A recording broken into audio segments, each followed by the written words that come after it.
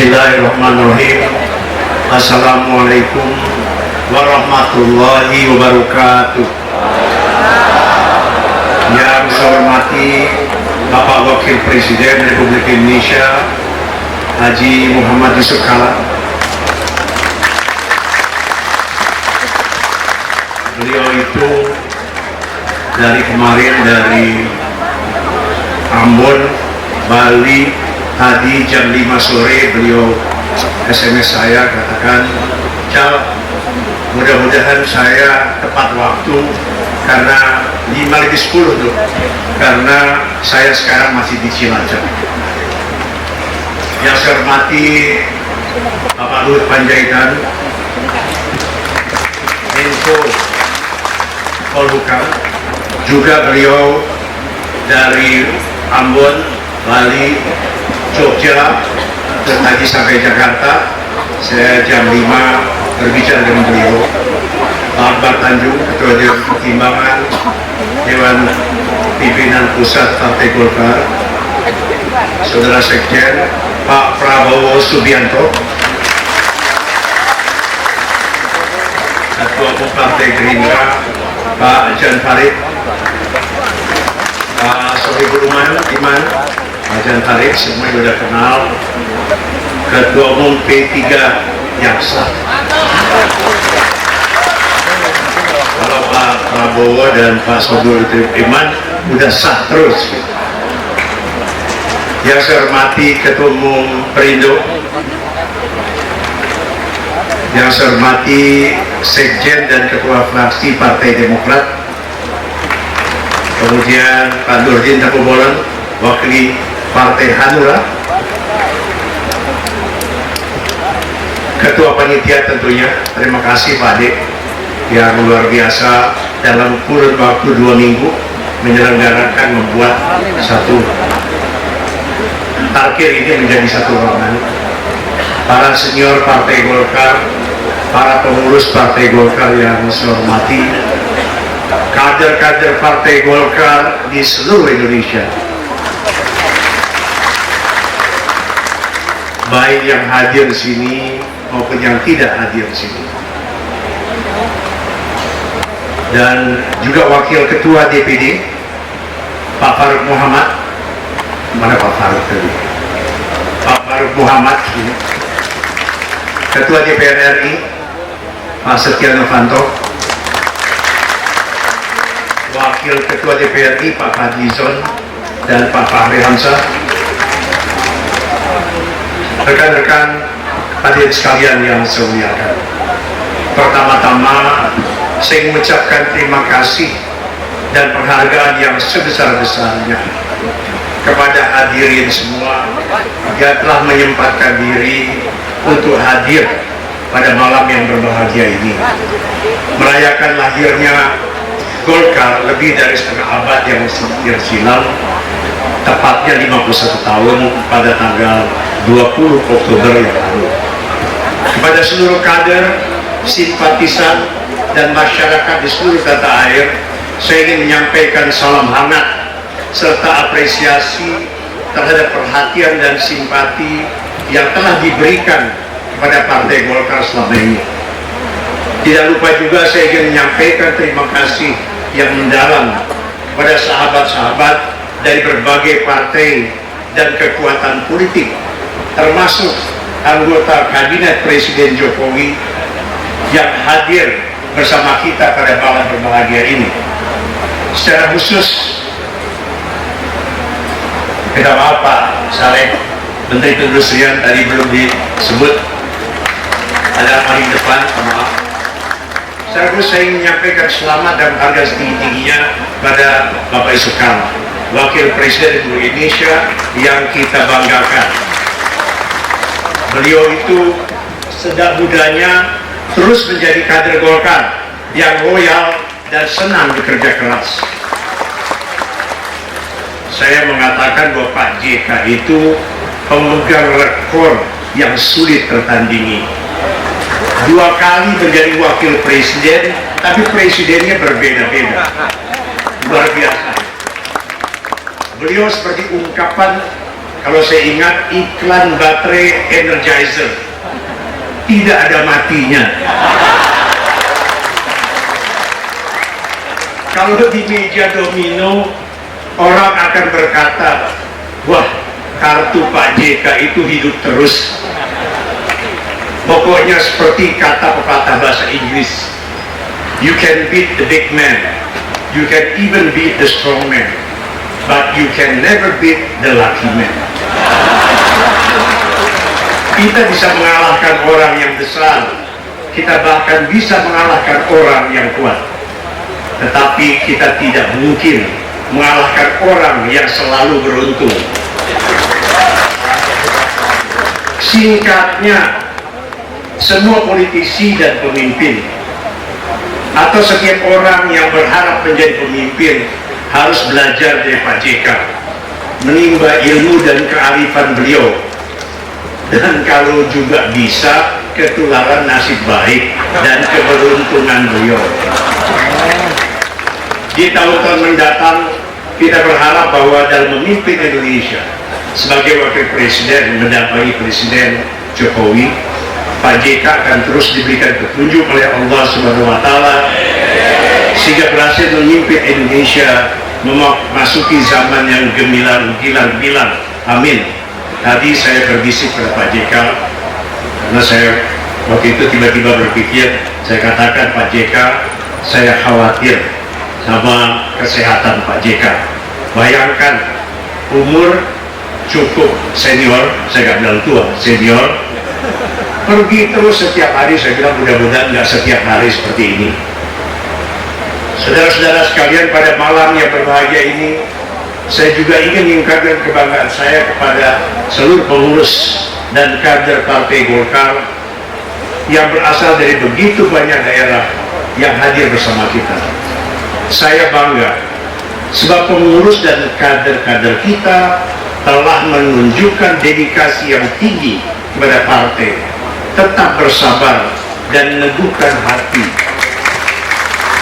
Walaupun kondisi internal kita dalam setahun terakhir memasuki masa-masa yang tidak mudah.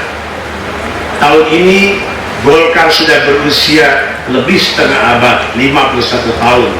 Sebuah usia yang matang, dan di Indonesia menjadikan partai kita sebagai partai politik yang tertua. Tua di dalam usia, tetapi terus muda dalam semangat dan gairah kehidupan. Betul Pak Prabowo, betul? Memang harus kita akui bahwa kondisi internal partai yang terbelah di dalam setahun terakhir barangkali adalah salah satu masa yang tersulit yang kita hadapi. Di dalam sejarah Indonesia, Golkar sedang melihat satu cahaya penyelesaian dan sebuah solusi permanen. Di dalam beberapa minggu terakhir ini, untuk menyongsong satu pilkada serentak dan mendukung kader-kader Golkar di berbagai daerah, kedua kubu Munas Bali dan Ancol sepakat untuk bekerja sama dan melupakan perbedaan yang ada. Alhamdulillah, kerjasama ini berjalan lancar dan kita semua berharap bahwa kader-kader Golkar akan merebut sukses pilkada di banyak daerah. Selain semua itu, proses hukum juga sudah mendekati keputusan akhir yang mengikat.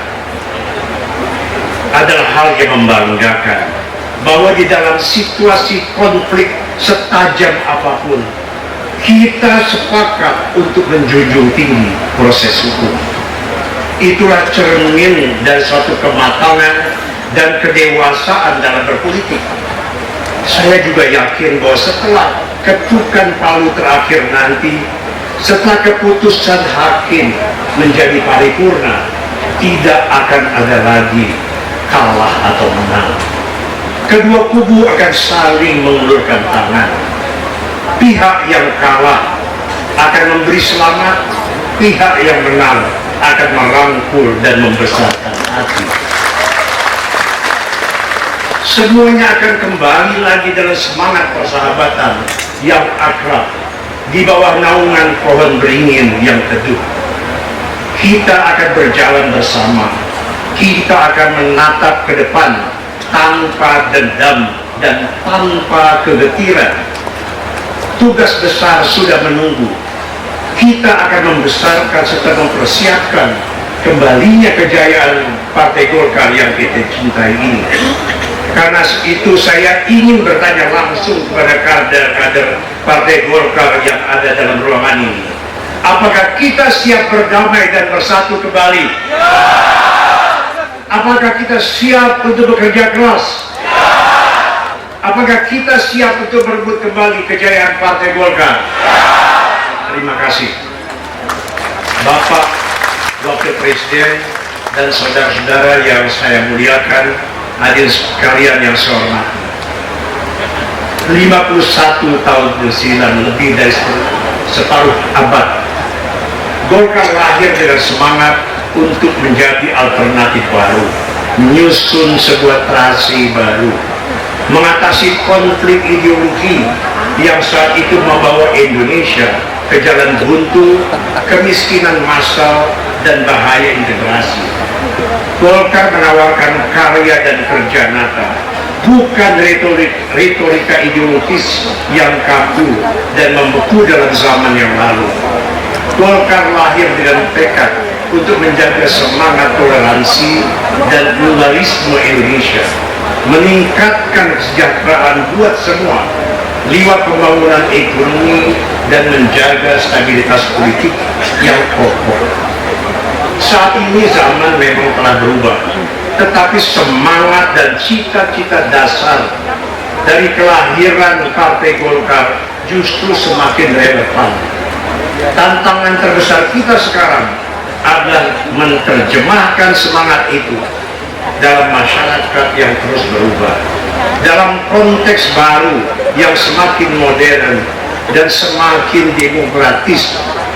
Bersama-sama dengan kekuatan politik lainnya, Golkar bertekad membawa Indonesia menjadi sebuah bangsa yang lebih optimis dalam menatap masa depan.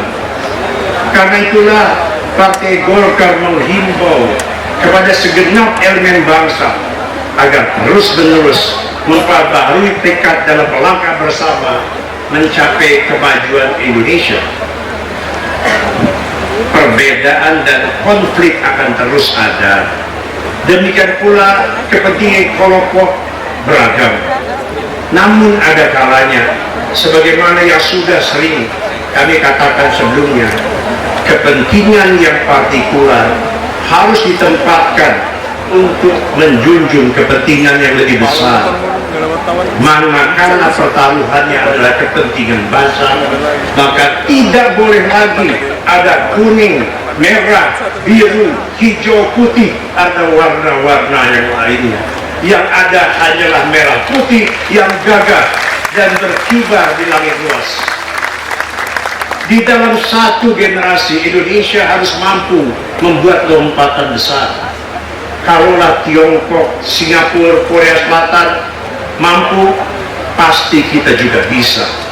Saya yakin Indonesia sanggup untuk menjadi negeri yang lebih baik lagi, menjadi suatu negeri yang kuat jiwa dan raganya, menjadi sebuah negeri yang kuat serta adaptif terhadap perkembangan zaman, menjadi sebuah negeri yang terbuka tapi tetap mempertahankan keindonesiaan yang hakiki.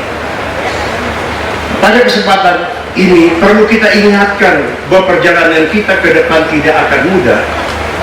Situasi perekonomian dunia masih berjalan di tempat, sementara kondisi perekonomian domestik dalam berbagai indikator terbaru menunjukkan perkembangan yang mulai menuju pada lampu kuning.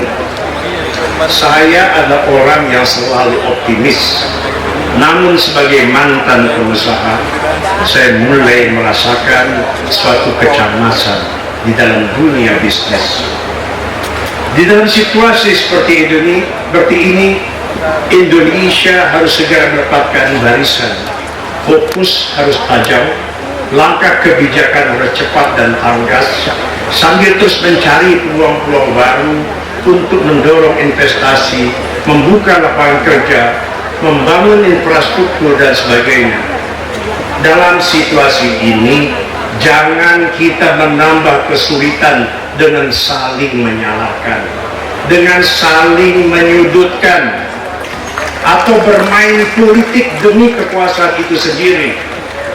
Seluruh lembaga politik yang ada, baik eksekutif, legislatif, yudikatif, maupun lembaga-lembaga ekstra seperti LSM, pers, kelompok masyarakat sipil, semua harus kita menyadari bahwa konflik dan permainan politik sekarang harus diminimalkan. Kaum elit Indonesia, saya harapkan juga kepada saya sendiri untuk tidak terlalu banyak bermain dalam konflik, saling mendorong, menyudutkan yang lain.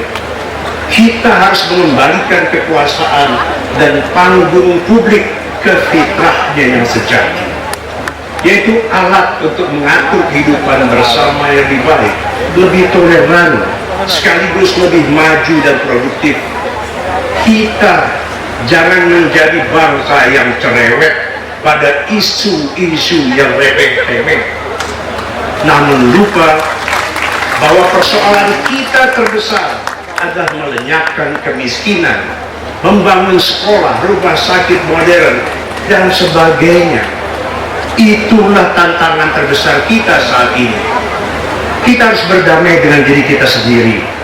Hanya dengan bersatu, saling membesarkan, saling menghargai, saling membantu, maka Indonesia dapat mengatasi saat-saat yang sulit ini serta melangkah untuk meraih masa depan yang lebih baik lagi. Bapak Wakil Presiden, Bapak-Bapak Menteri, teman-teman dari partai, dan saudara-saudara sekalian yang saya muliakan, di kalangan kaum pemikir terkenal satu ungkapan, to rule is easy, to govern difficult.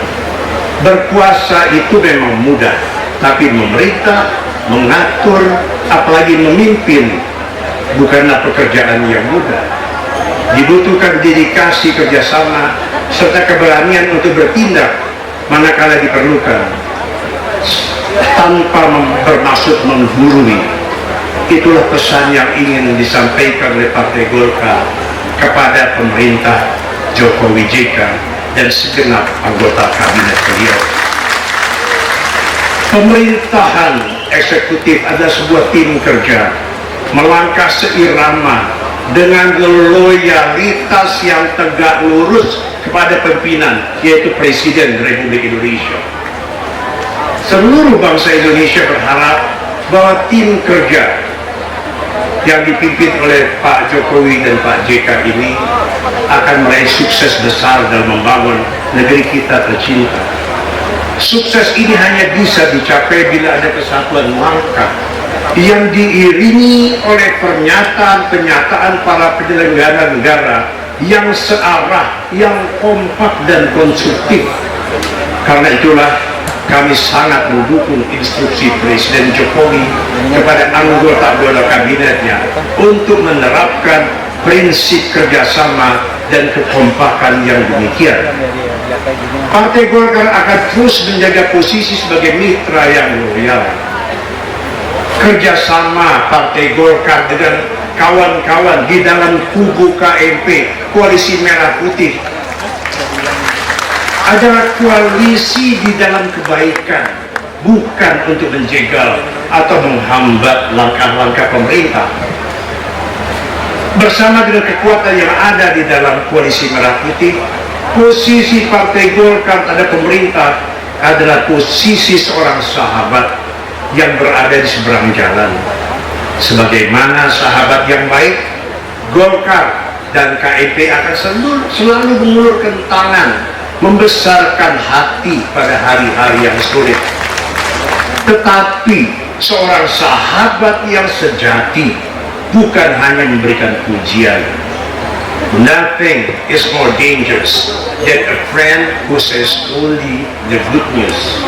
Tidak ada hal yang lebih berbahaya daripada seorang teman yang kerjanya hanya memuji dan mengatakan hal-hal yang baik. Golkar akan selalu mengingatkan, memberi evaluasi objektif dan catatan kritis serta menawarkan solusi alternatif manakala diperlukan. Golkar dan KIP akan mengeluarkan hal-hal yang perlu didengarkan betapapun pahitnya, bukan hal-hal yang selalu menyenangkan hati dan enak didengarkan oleh telinga kita. Itulah esensi seorang sahabat sejati. Terhadap pemerintah, Golkar akan selalu bersikap konstruktif, bersahabat, loyal, kritis, objektif, dan independen, sehingga spektrum suara rakyat benar-benar terwakili dalam setiap elemennya. Golkar tidak akan pernah meminta.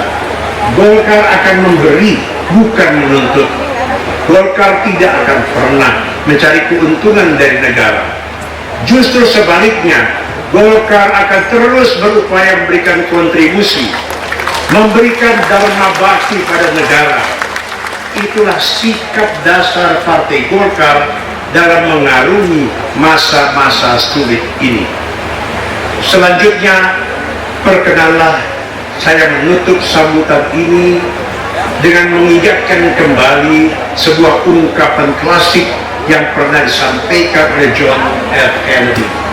We do the campaign with poetry, but we govern with prose. Kita melakukan kampanye dengan puisi, tapi kita memimpin pemerintahan dengan prosa.